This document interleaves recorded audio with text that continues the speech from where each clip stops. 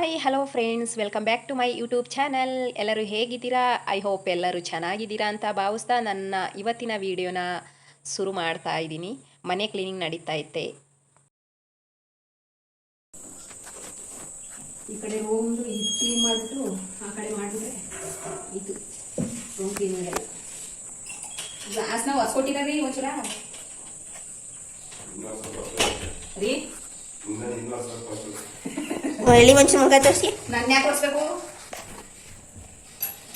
ಕೆಲಸ ಮಾಡಿ ಹೋದವ್ರಿಗೆ ಮಾತು ಜಾಸ್ತಿ, ಕೆಲಸ ಮಾಡೋರಿಗೆ ಮಾತಾಡೋದು.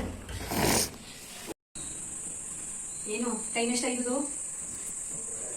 8:55. ಅಪ್ಪ ಬಿಟ್ಕೊಡ್ತಾರಂತೆ, ನಾನೇ ಬಿಟ್ಕೊಡ್ಬೇಕು? ಅಪ್ಪ ಬಿಟ್ಕೊಡ್ತಾರಂತೆ. ಎಲ್ಲ ಕ್ಲೀನ್ ಆಯ್ತು. ಇದು ಗ್ಲಾಸ್ಗಳು ಮಧ್ಯೆ ಹಾಲು ಬೇಕಾದ್ರೆ ನಾನೇ ಒರೆಸ್ಕೊತೀನಿ. ಆಮೇಲಿಂದ ಮಧ್ಯೆ ಹಾಲು ಒಂದು ಬ್ಯಾಲೆನ್ಸ್ ಐತೆ. ಅಡುಗೆ ಕಿಟ್ಟಿಗಳೆಲ್ಲ ಒರೆಸಿದ್ದೀನಿ. ಟೈಮ್ ಆಲೆ 9 ಗಂಟೆಗೆ 5 ನಿಮಿಷ. ನಾನು ಸ್ಕೂಲ್ಗೆ ಹೋಗೋದು.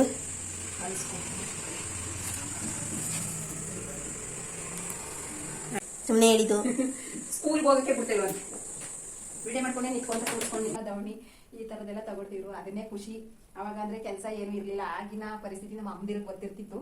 ಹೆಂಗೆ ಏನು ಹಬ್ಬ ಅಂದರೆ ಅವ್ರಿಗೂ ಒಂದು ಸ್ವಲ್ಪ ಆದ್ರೂ ಹಿಂದೆ ನಮ್ಮ ಅಮ್ಮದಿರೆಲ್ಲ ಇಷ್ಟೊಂದು ಕ್ಲೀನು ಹಿಂಗೆಲ್ಲ ಮಾಡಬೇಕು ಅಂತ ಅಂತಿದ್ರು. ನಮಗೆ ಹೊಸ ಬಟ್ಟೆ ತಂದಿದ್ರು, ಹೊಸ ಬಟ್ಟೆ ಹಾಕೊಂಡ್ರು ನಮಗಿನ ಹಬ್ಬ ದಿನ ಹಬ್ಬ ಅಂತಾನೆ ಅನ್ಸಕ್ಕಿಲ್ಲ. ಎಲ್ಲರಿಗೂ ಊಟ ಗೀಟ ಅಡುಗೆ ಮಾಡೋದ್ರಲ್ಲೇ ಮುಗ್ದೋಗಿರ್ತದೆ.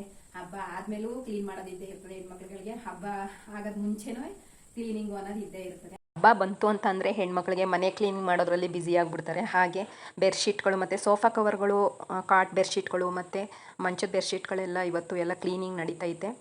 ಡೈಲಿ ಒಂದೊಂದು ಸ್ವಲ್ಪ ಮಾಡ್ಕೊಳ್ಳೋಣ ಅಂತ ಅಂದ್ಬಿಟ್ಟು ಎಲ್ಲ ಒಂದೇ ಸಲ ಮಾಡೋಕ್ಕಾಗಲ್ಲ. ಅದಕ್ಕೋಸ್ಕರ ಸ್ವಲ್ಪ ಮಾಡ್ಕೋತಾ ಇದ್ದೀನಿ. ಬಿಸಿ ಮೇಲಂತೂ ಬಟ್ಟೆ ತೊಳೆಯೋಕ್ಕಾಗಲ್ಲ, ತುಂಬ ಬಿಸಿಲಿದೆ. ಅದಕ್ಕೋಸ್ಕರ ನಾನು ಇಲ್ಲೇ ಒಳಗಡೆನೇ ಬಟ್ಟೆಗಳೆಲ್ಲ ನೆನೆ ಹಾಕ್ತಾಯಿದ್ದೀನಿ. ನೆನೆ ಹಾಕ್ಬಿಟ್ಟು ಆಮೇಲೆ ನೆರಳು ಬಂದಮೇಲೆ ಒಗ್ದಾಕೋಣ ಅಂತ ಅಂದ್ಬಿಟ್ಟು.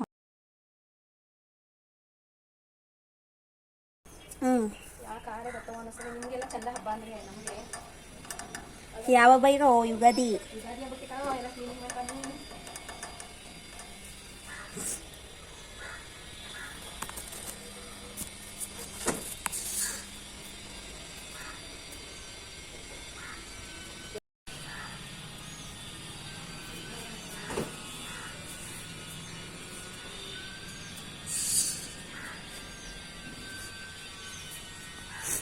ಬೆಡ್ಶೀಟ್ಗಳೆಲ್ಲ ತೊಳೆದಾಯಿತು. ಇವಾಗ ಹೊಸ್ಕೊಳ್ಳೋ ಬೆಡ್ಶೀಟು ದೊಡ್ಡ ದೊಡ್ಡದು ಇರುತ್ತಲ್ಲ, ಅದು ಇವಾಗ ಯಾವ್ಯಾವುದನ್ನು ಯೂಸ್ ಮಾಡ್ತಾಯಿದ್ವಿ ಅದನ್ನು ಮಾತ್ರ ತೊಳೆದಾಕ್ತಿದ್ದೆ.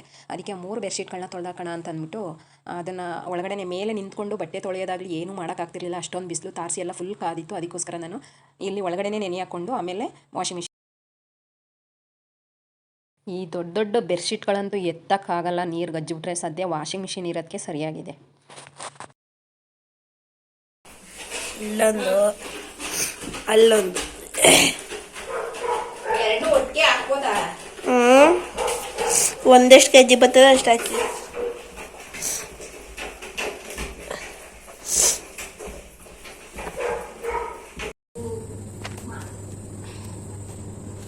ಇವೆಲ್ಲ ತೊಳೆದು ಹಾಕಿದ್ರೆ ನೋಡಪ್ಪ ಅಂತ ಬಂಗ ಮುಗ್ದಾಗಿ ಏನು ಹಬ್ಬ ಬಂದರೂ ಸಾಕು, ಇವೆಲ್ಲ ಮಾಡಬೇಕು. ಯಾರು ಬೇಕಪ್ಪ ಇವೆಲ್ಲ ಹಬ್ಬ ಮಾಡೋದು ಸಾಕು, ಹೆಣ್ಮಕ್ಳಿಗೆ ಈ ಕೆಲಸ ಮಾಡೋದು ಸಾಕು ಸಾಕು ಹಿಡ್ದೋಯ್ತದೆ. ಇವೆಲ್ಲ ಯಾಕಬೇಕು?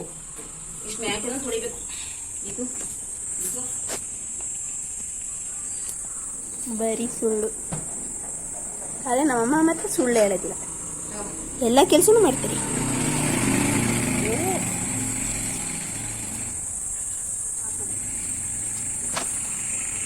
ಹಾಗೆ ಸ್ಕೂಲ್ಗೆ ಹೋಗೋ ಟೈಮ್ ಆಗೇ ಹೋಯ್ತು. ನನ್ನ ಮಗನಿಗೆ 9:10 ಆಗೋಯಿತು.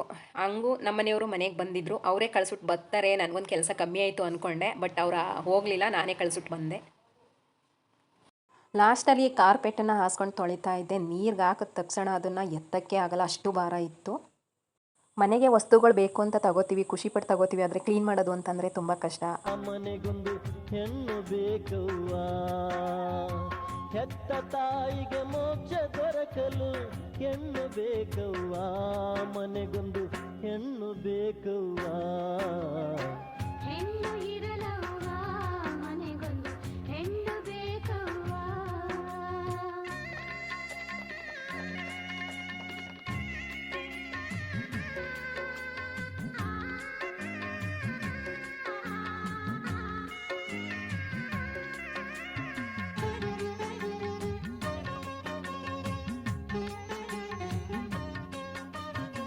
ಹೆಣ್ಣು ಹುಟ್ಟಿತೆಂದು ಕಣ್ಣೀರಾಕಬೇಡ, ಗಂಡು ಹುಟ್ಟಿತೆಂದು ಖುಷಿ ಪಡಬೇಡ. ಈ ದಿನದ ವಿಡಿಯೋನ ಎಂಡ್ ಮಾಡ್ತಾ ಇದ್ದೀನಿ. ಈ ವಿಡಿಯೋ ಇಷ್ಟ ಆದರೆ ಲೈಕ್ ಮಾಡಿ, ಶೇರ್ ಮಾಡಿ, ಕಮೆಂಟ್ ಮಾಡಿ, ಹಾಗೆ ಸಬ್ಸ್ಕ್ರೈಬ್ ಆಗೋದನ್ನು ಮಾತ್ರ ಮರಿಬೇಡಿ. Thank you for watching. Bye.